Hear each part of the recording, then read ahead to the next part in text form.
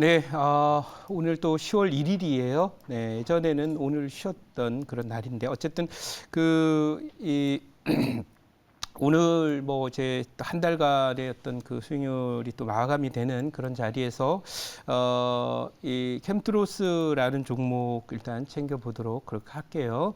자, 캠트로스라고 하는 종목은 오늘 뭐 지금 캠트로스가 좀 조정이 좀 되고 있습니다만은 이 종목은 한 120% 정도 수익을 내고 고점에 이제 여기 6천 원 위에서 익절이 된 그런 상태고, 익절이라기보다도 이제 목표치 2차 목표 터치를 했는데요. 제가 어제도 언급드렸지만은 이 종가 기준으로 16,000원 정도 전후를 익절로 해서 혹시라도 이탈을 하면 분할 매도를 했다가 하는 것이 맞다 이렇게 보고요. 다음 타겟 목표치는 말씀드린 대로 22,000원까지 말씀드렸고요. 이 종목은 포트에서 빠지기 때문에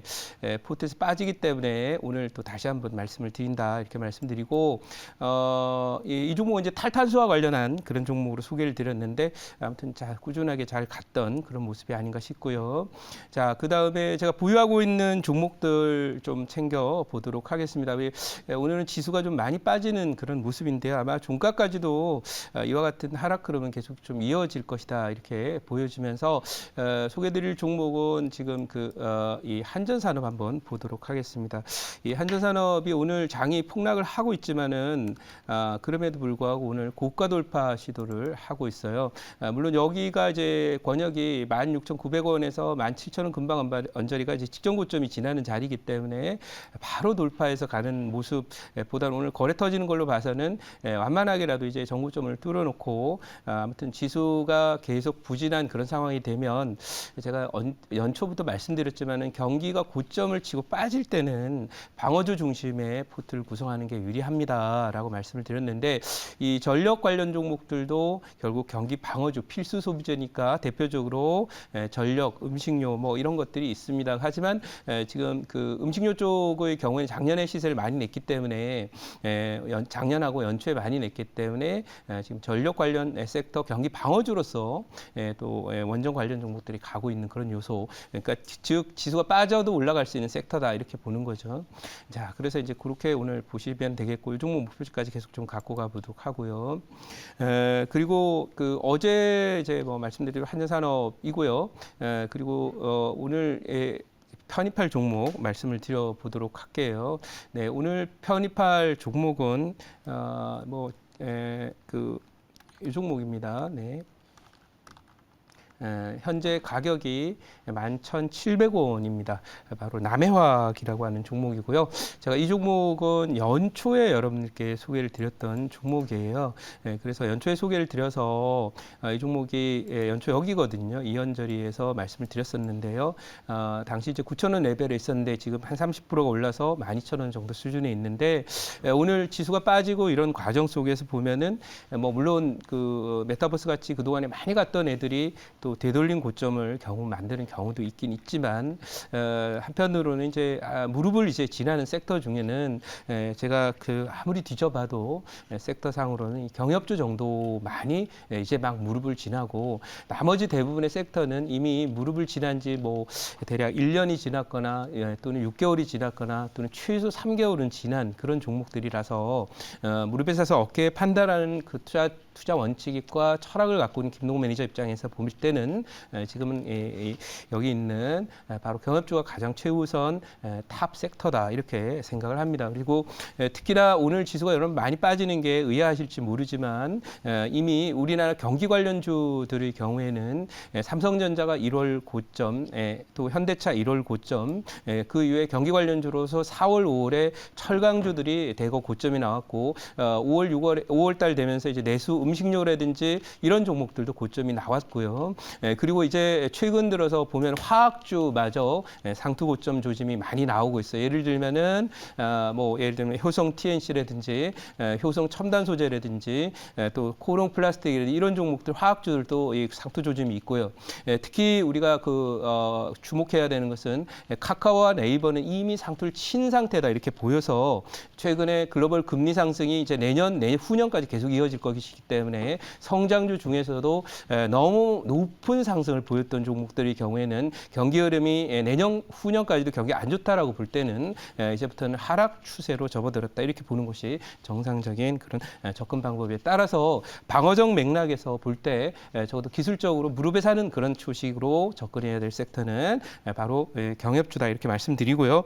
자, 요 그 경협주와 관련돼서 말씀드리는 오늘 이 남해화학 말씀을 드리도록 하는데요. 이 종목은 뭐 여러분들 알다시피 경협주 중에서 또 비료 만드는 회사고요. 대표적으로 이 종목은 첫 번째는 이제 비료와 관련된 그런 재료를 갖고 있고요. 두 번째는 이 종목이 이제 비료를 만들 때는 반드시 그 질소를 쓰고 또 해야 돼요. 그래서 질소를 쓰게 되면은 여러분들이 그 잘 아시는 암모니아라고 하죠. 네, 그래서 그 암모니아를 잘 다루게 돼 있어요. 그러다 보니까 이 암모니아를 잘 다루다 보면 어떤 현상이 벌어져? 예전에는 암모니아 잘 다루는 게 별것 아니었는데 바로 수소를 이제 저장하는 방법 중에 암모니아 형태로 저장을 하면 가장 안전하고 그렇다는 그런 그 분석 결과들이 나와서 우리나라 조선사들이 암모니아를 저장하고 연료처럼 들고 다니면서 수소로 가는 그런 추진선을 만들고 있습니다. 그래서 이런 부분이 앞으로 수소 비즈니스가 진행되고 배들이 이제 그 수소를 쓰게 되게 되면은 결국 이 암모니아를 잘 다루는 기술을 갖고 있는 남해화학도 수소 관련주로도 편입이 가능하다 이렇게 말씀을 드렸고요. 준비한 재료를 잠깐 보도록 하겠습니다. 자, 오늘 여러분께 소개해드릴 종목은 남해화학입니다. 이 종목은 이제 오늘 이제 다음 그 내용 잠깐 보도록 하죠. 오늘 이렇게 뉴스를 보시면은 미국 국무장관이 북한의 이제 위험 가능성이 더욱 키울 것이다라는 그런 멘트를 날렸는데, 통신선은 복원하겠다 그러고 또 한편으로는 지금 뭐 지난번에 쐈던 것은 뭐 탄도미사일 미사일뿐만이 아니라 또 얼마 전 며칠 전에는 그 초음속 미사일이죠. 초음속 미사일 시험을 한 데 이어서 또 어제 1일 날은 오늘이죠. 새벽에는 또 뭐 했냐면은 방공 미사일을 실험을 했습니다. 사실 그 우리도 뭐 방공 미사일 또 현무 그리고 또 요격 미사일 이런 것들을 계속 사실은 시험을 하고 있습니다. 그런데 그런 부분과 관련해서 어쨌든 이상하다 미사일 쏘는데 또 이 경협주들이 오늘 사실은 다른 종목들 지수가 빠지는데 올라옵니다. 이것은 아까 말씀드린 대로 첫째는 이제 기술적인 요인이고 그동안에 이 종목들이 시세를 낸 적이 없고요.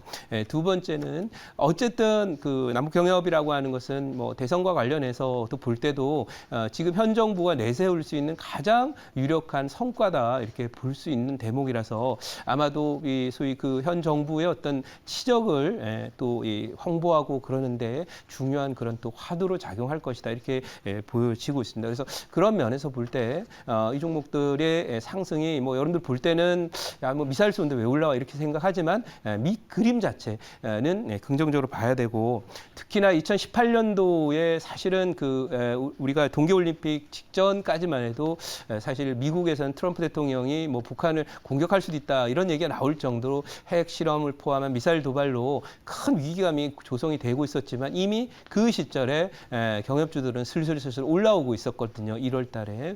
그래서 그런 측면들을 고려해서 시세가 먼저 간다. 결국 여러분들이 알게 되는 뉴스나 이벤트나 남북한의 어떤 교류 협력과 또는 대화 이런 문제는 추후에 더 진행이 될 것이다라는 말씀을 드릴 수 있고 미국이 지금 전략이 바뀌었다 그랬죠. 북한을 어쨌든 이제 끌어안아야 되는 그런 상황으로 가요. 왜? 중국을 견제하기 위해서 그런 정책으로 무려 미국의 대북 정책이 70년 만에 변하고 있는 겁니다. 이런 환경 속에서의 흐름이기 때문에 대박은 어디서 나온다? 대전환. 그동안에 안 하던 걸 새롭게 한다라든지 또는 없던 것이 새롭게 태어날 때 대박이 나오기 때문에 경협주에도 그런 컨셉에서 접근이 필요하다 이렇게 말씀드리고 다음 장 한번 보도록 하겠습니다. 자, 다음 장을 보면 기대감을 갖고 있는 이 정부가 북한 두 갈래 전술 노림수에 대해서 우리가 고민을 많이 하는데 결국은 이렇게 얘기를 하고 있다는 거죠. 몸값을 좀 높여보겠다라는 협상 전술의 일환으로 본다는 거죠.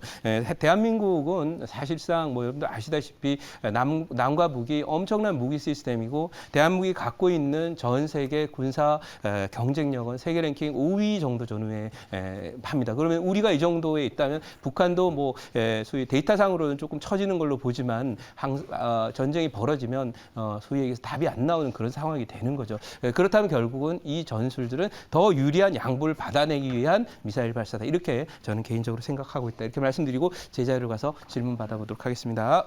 네, 제가 질문하겠습니다. 오늘 사실 시장이 굉장히 안 좋은데 그중에서도 이제 강한 경협주들 같은 경우에는 그래도 오늘 시장에서 빨간불을 좀 켜내면서 올라오고 있는 모습이에요. 그래서 남해화학도 오늘 초반부터 조금 상승폭을 좋게 좀 보여주고 있는데 사실 이제 경협 관련돼 가지고 계속 이슈가 안 좋은 게 나왔다가 좋은 게 나왔다가 계속 왔다 갔다 하고 있습니다. 오늘도 이제 미사일 한번 쐈었고요. 그래서 이 경협주에 대한 전망이 되게 궁금한데 보시기에 어느 수준까지 이제 경협주 언제까지 이런 경협주의 흐름들이 지속될 수 있을지 그런 전망 좀 부탁드리겠습니다. 네, 아까도 말씀드렸습니다만 어차피 이제 선거 전략을 펴움에 있어서 지금 현 정부의 치적을 또 얘기할 수 있고 또 홍보를 해야만 그러니까 나 다음에도 우리 당도 뽑아달라 할 수 있는 거거든요.